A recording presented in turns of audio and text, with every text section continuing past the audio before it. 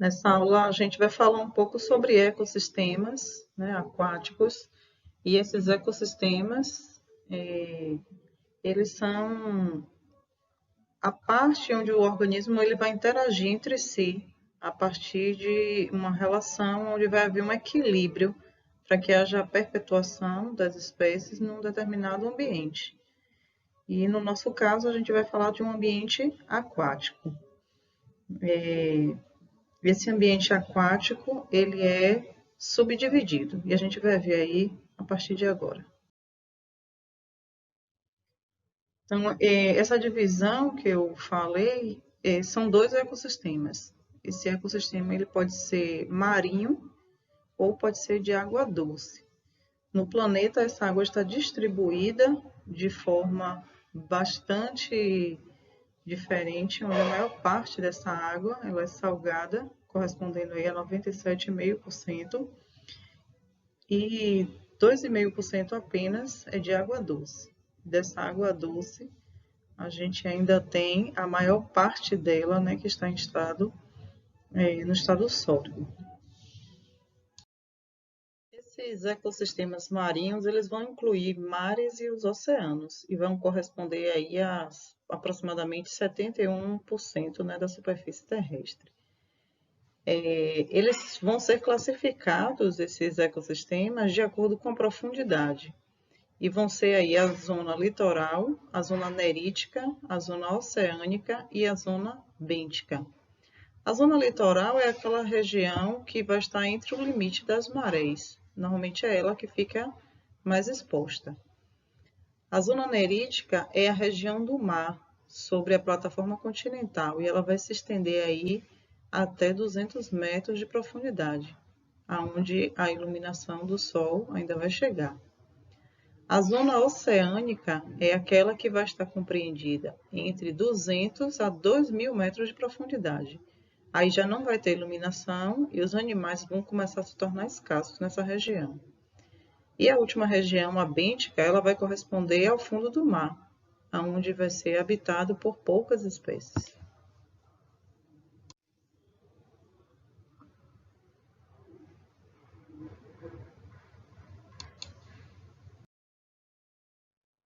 De acordo com a entrada da luz também nessas regiões, essas zonas podem ser classificadas em zona fótica ou zona afótica.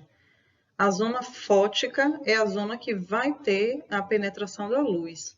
E aí você vai ter a possibilidade da realização da fotossíntese. Então, você vai ter aí seres produtores. Já na região afótica, essa luz não consegue chegar. Por isso, lá a gente só encontrará animais heterotróficos.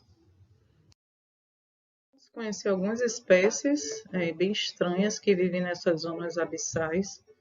Então, essa primeira espécie, ela vive na região do Caribe, a uma profundidade de até 200 metros, e ela produz uma luz que vai sair aí da cavidade do seu olho, né? Só observe o olho desse ser. É um Cryptophanaron. Essa outra espécie, ela é conhecida como peixe-dragão do mar profundo. Ela tem um barbilhão, é um filamento que sai do canto da boca de algumas espécies de peixes. A ponta desse barbilhão ele vai emitir luz, que é usada para atrair as presas. Então, essa espécie aí vive no Atlântico Norte, a mais ou menos 1.500 metros de profundidade. Até no filme Procurando Nemo, vocês lembram quando a máscara cai em uma região bastante escura, que eles vão procurar, eles encontram peixes dessas espécies. Uma outra espécie é essa que vive a cerca de 5.300 metros de profundidade.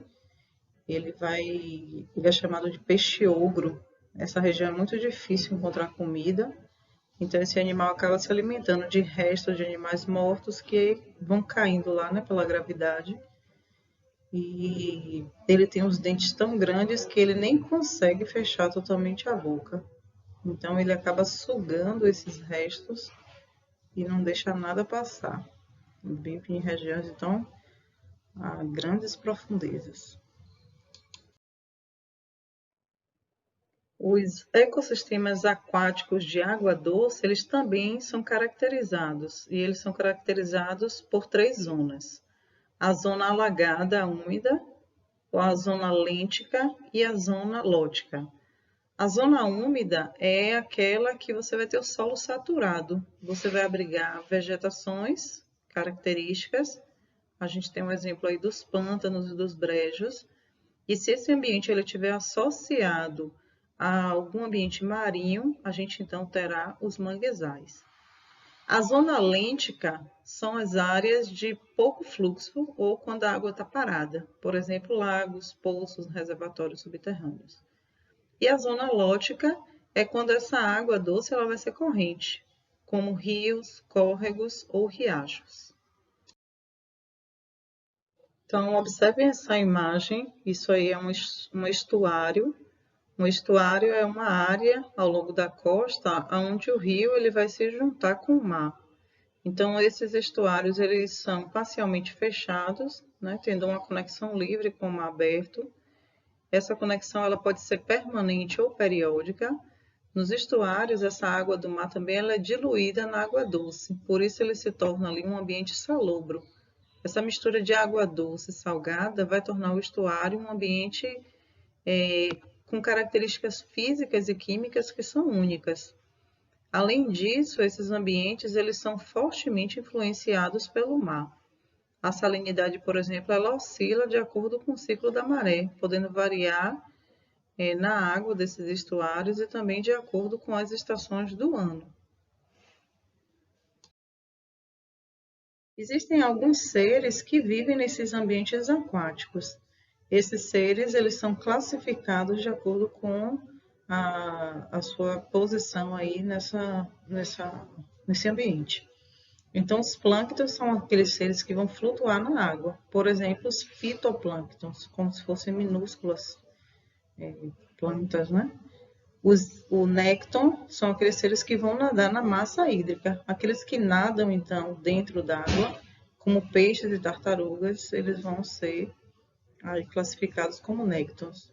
E os bêntons são aqueles seres que vão viver no mais profundo do ambiente aquático, né? Eles estão vivendo na região mais baixa do ambiente. São os fitobênton e algumas lagostas também.